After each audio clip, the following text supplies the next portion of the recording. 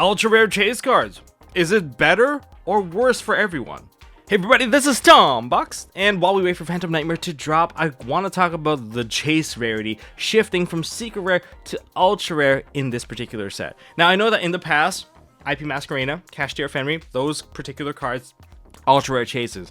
But this time it's a little bit different, where you have a majority of your cards in the ultra rare slot rather than in secret rare. So I do think it warrants me to kind of talk about this and the implications it has overall in terms of how a lot of the vendors readapted their strategy. Is it actually going to be better for them or worse? We're going to do a little bit of Yu-Gi-Oh box math here today. We're going to talk about the overall average cost across the board. Is it actually better for people or worse?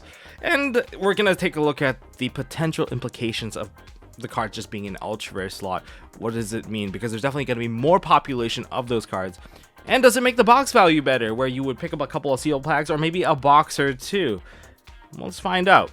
For some basic Yu-Gi-Oh card math, in a core set there's 100 cards, and of those 100 cards, 50 of which are common. You have 26 supers, 14 ultras, and 10 secrets. We're gonna get rid of the quarter century secret just to make things a little bit more rounded, a little bit more simple, but that's just essentially a very small percentile jackpot that you might hit. Alright, so it might replace one of your supers or whatnot. Sometimes it even replaces your ultra. It's just an oddity here. We're just going to eliminate it. But in terms of a box ratio, one box, you're likely going to pull 192 commons, which gives you a 384% chance of perhaps pulling the the common that you want. You're going to have multiples on them. In one box, you're likely going to go through every single common anyway. Then there's the 18 supers, because the other 6 foil slots are going to be taken by 4 ultras and 2 secrets. For your supers, if we do the math this way, it looks like you have 69% chance of pulling a super rare, you have 28% chance of pulling the ultra rare that you want, and then you have a 20% chance of pulling the secret rare that you want. However, that's not exactly accurate. Technically, have you guys ever seen like secret rares double up on the same secret from the same box in particular? I mean, from the case, sure, I've seen some of them, but from the same box, that's very unlikely. And so I usually like to go 1 in 10 on the first try. 1 in 9 is about 21%. It gets more complicated, I get it. You guys can leave it down in the comment section if you guys are math gurus. Gonna help solve the math of the Yu-Gi-Oh box if you want to. But in terms of like ultra rares, you have about 30 to 32% chance, because ultra rares, I have seen them double up, and I don't want to make this any more complicated. Let's just simplify it down to, if you want every single secret rare name from your boxes, you need a minimum of 5, and you have to get really lucky by getting every single one different. So from the 5 boxes, but from those 5 boxes, you get about 20 ultra rares, and the total amount of ultra rares is about 14 in terms of different ones. So you'll have 6 extra ultra rares as a repeat of some of the ones that you already have, at least, okay? Unless you're really unlucky and you just never got a certain ultra rare. Why does this matter? This is just to show you the population of cards in circulation based off of this box model. So if everything is equally distributed, there should be about a 42 to 43% more ultra rares in circulation compared to secret rares, just based off of the frequency of printing. So does the overall value of a box increase or decrease when you put the chase cards as ultra rares? On average, if you put more of the chase cards as ultra rares, then it's going to lower the overall value of the set. But this is mainly because it's based on demand. If you have a maximum demand card in secret rare, someone's willing to fork over 3 figures for it, okay? When you get a maximum value demand on an ultra rare, it's likely going to be 2 figures, and it's going to be about, I'm going to use an easy number, 40% of that. So if this was 100, this would be 60. And these numbers kind of make sense if you talk about like the Fenrirs of the day. So Fenrir is a maximum demand card, and we're looking at Bestower, kind of in the same realm. And if you look at IP Masquerena, I mean, IP Masquerena like hit like the 40 range, okay? So we're talking like these are really high demand stuff.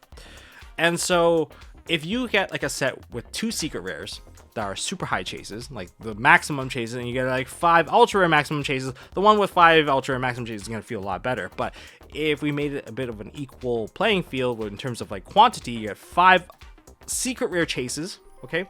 And then you get 5 ultra rare chases, of a different set, the one with 5 secret chases will feel like a lot better value because those are going to cost more. There's just less in circulation. So circulation plus the demand, now we're kind of seeing the bigger picture here. So on average, sure, we're seeing like $60 like all pre-order sales or whatever. Okay, I get it.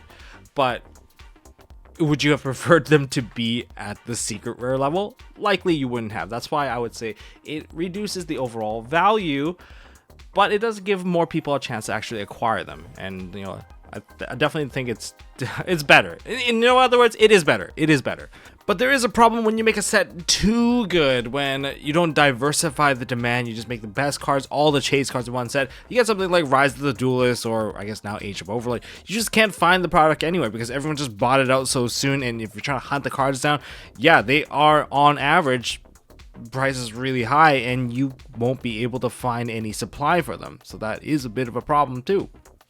But we have to look at some other things here. I know some people are saying, hey, why not just print everything as a super? Give access of the best cards to everyone. I thought we embraced deck diversity. Oh, we love the format. We love having 10 decks available. But if you make all the best cards super rare, you're going to see a lot less of that.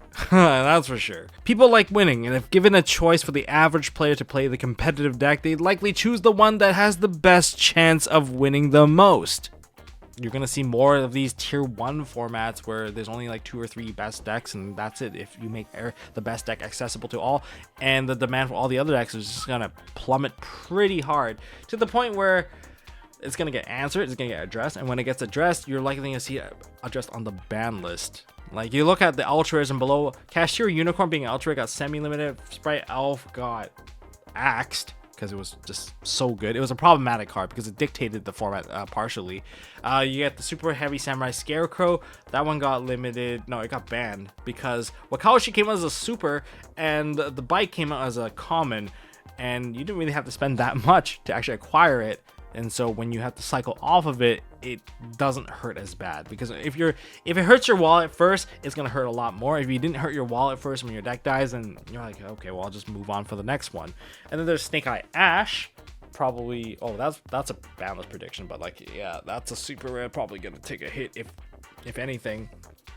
And seeing that the Promethean Princess and the Poplar is also in the ultra range, if it becomes like a tier 0 format, you're likely to see those particular cards addressed first.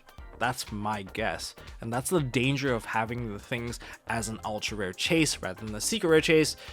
If you want the strategy to last a little bit longer, you will probably want to prefer it to be a secret rare, because if you look at Thunder Dragon Colossus and Arise Heart, both of those were dominant strategies that dictated the format. They dictate how people build their decks. That monster comes out, you know that you're not going to be able to search, or you're going to be losing your graveyard the entire time, and you build your decks around it. We knew that they were going to become problematic over time, and if it got stale, then they were going to go. And they did go, but they lasted quite a bit of time because buyers' confidence, oh, we have to, you know, if you spend a certain amount of money, you should be able to enjoy that particular item for X period of time. And they did. They lasted their time, and then they were gone. Everyone knew that eventually it was going to happen. It happened. And it did happen. So there you go. But seeing that Promethean Princess and Poplar being ultra rare, I do think that they're probably going to be limited or semi-limited pretty early on. That's probably an educated guess on my part.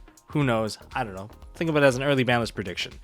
But that's the dangers of having things as an ultra rare chase versus secret rare chases. But at the end of the day, what's the value of the box? Is it better to go into the box or not? It just depends on the amount of chase cards in there for you. That's my best bet. If you have some that you want now and you know that some of them are going to get better later, then yeah, probably a good time to just go into the boxes before they run out. Like Agov ran out. Like, Agov's so weird because like so many things just like spiked up. Like the Horus engine gets better because people play the engine and then they realize, oh, it's actually good, and it's not just about the wanted engine. So you got multiple good engines inside the set. Now you can't even find the set anymore. Like, I looked everywhere, Agov is gone everywhere. So there's 0 chances now.